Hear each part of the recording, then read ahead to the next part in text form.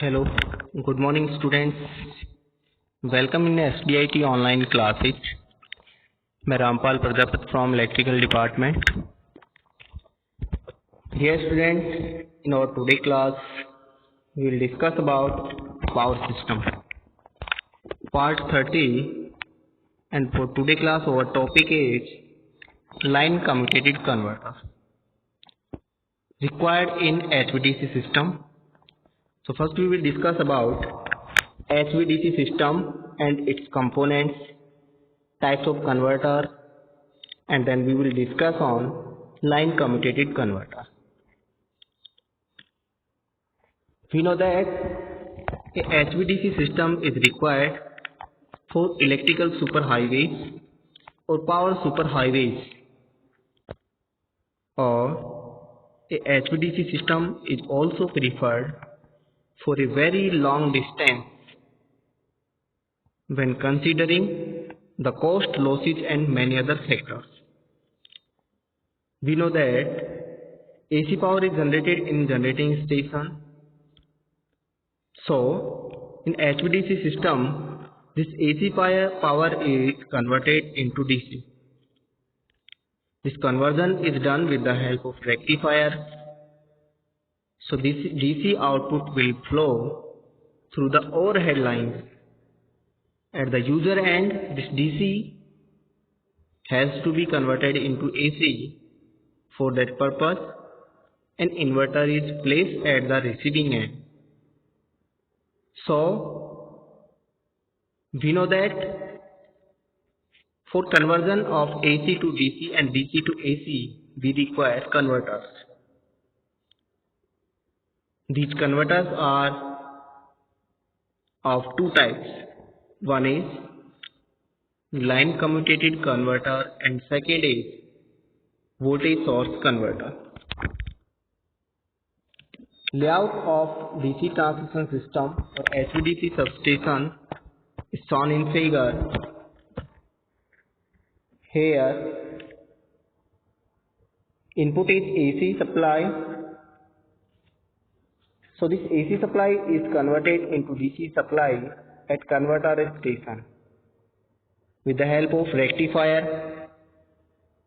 After conversion, this DC power is transferred through overhead transmission lines to the receiver, and at receiver end station, an inverter converts this DC power into again AC power, and the voltage level of this AC can be step up or step down with the help of transformers and then transferred to the system. This is the basic layout of HVDC substation and connection of converter at both ends, that is receiving end and sending end. So now in this class we will discuss about line commutated converter. Basically LCC configuration for HVDC use a three-phase bridge rectifier, which is also known as 6-pulse converter. It contains 6 electronic switches, each connecting one of the three phases to one of the two DC terminals. A complete switching element is usually referred to as a valve. It means in an electric circuit, switch acts as a valve in mechanical circuit. Irrespective of its construction, normally two valves in the bridge are conducting at any time, one to a phase on the top row and one on the bottom row. So the two conducting valves connect two of the three AC phase voltage in series to the DC terminals. Thus, the DC output voltage at any given instant is given by the series combination of two AC phase voltage. Simply, for example, if voltage V1 and V2 are conducting Means if valve of phase 1 and phase 2 are conducting, the DC output voltage is given by the voltage of phase 1 minus of phase 3. Minus of phase 2, not 3. So, a basic circuit for a line commutated converter is shown in figure. Here, input is 3-phase AC, which is converted into DC with the help of rectifiers or line commutated converter. It consists of 6 valves, that is V1, V2, V3, V4 and V5, V6. These are divided into 2 groups. One is upper group valve and second is lower group valve. Upper group valves are V1, V3 and V5. Lower group valves are V2, V4 and V6. Upper group valve conduct for positive cycle of supply and lower group valve conduct for negative cycle of the supply.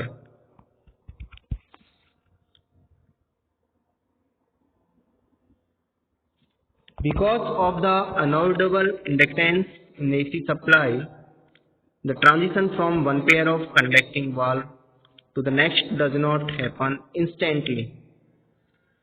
So there is a short overlap period when 2 valves on the same row of the bridge are conducting simultaneously. It means when a valve is changed, means when valve 1 is conducting and it has to stop and next valve is to be opened, then there should be a small time gap.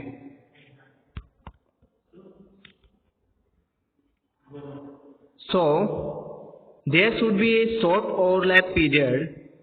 If this overlap is not, then there will be a overlap of 2 phase voltages.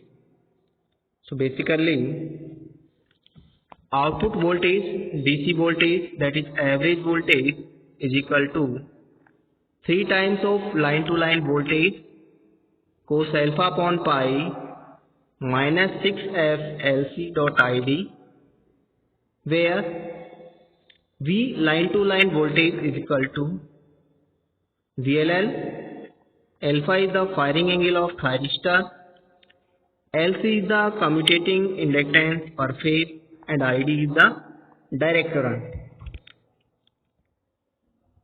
Now in the figure or in the waveform represents the output voltage of the line commutated converter. In waveform first represents the conduction period of upper group valves, which are V5, V1, V3. There is a repetition of this valve after some time period, which is shown in waveform. First V5 is in conduction, then V1 is in conduction, then V3, then again V5, V1, V3. This is repetitive. In next waveform represents the conduction period of lower group valves, which are V6, V2, V4. It is also repetitive,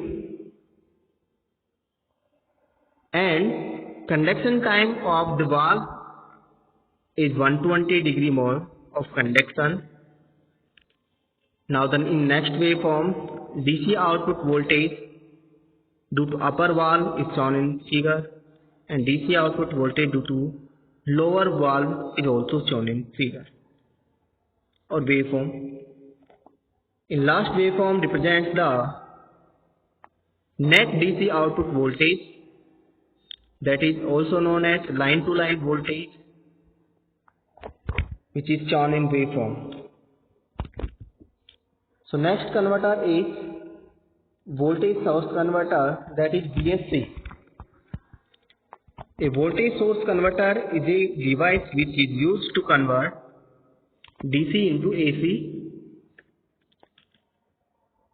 It is a converter in which DC voltage always has one polarity and the power reversal takes place through reversal of the current polarity.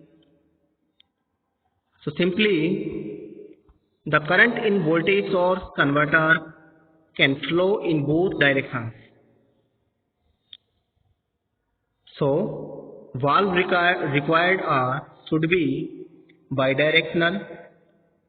Thus a voltage source converter valve is made up of an asymmetrical turn-off device such as GTO with a parallel diode connected in reverse as shown in figure. Figure 1 represents GTO, that is gate turn-off thyristor. This is an electronic device. Its turn on and turn off is controlled with the help of gate. The switch is used in voltage source converter to convert DC into AC.